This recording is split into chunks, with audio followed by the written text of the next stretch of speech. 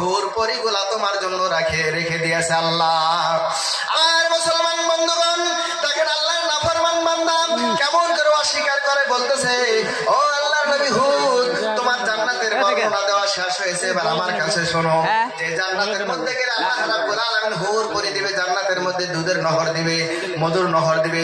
ওই জান্নাতের মধ্যে আমি যাইতে চাই না, তোমার আল্লাহকে আমি মানতে চাই না।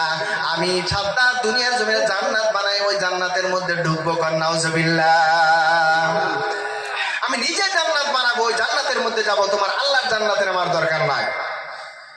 আল্লাহ রাব্বুল আলামিনের বান্দা যখন অস্বীকার করে দিল, আল্লাহ রাব্বুল আলামিন নারাজ হয়ে গেল, আল্লাহর নবীও নারাজ হয়ে গেল। বন্ধুগণ, এবার সাদ্দাত বন্ধু জান্নাত বানানোর জন্য এবার সমস্ত মানুষগুলাকে খবর দিল, ও পৃথিবীর মানুষ, তোমরা এক কাজ করো, আমি সাদ্দাত দুনিয়ার জমিনে জান্নাত বানাইবো, কিন্তু একটা শর্ত হলো, তোমরা এই পৃথিবীর মধ্যে দুনিয়ার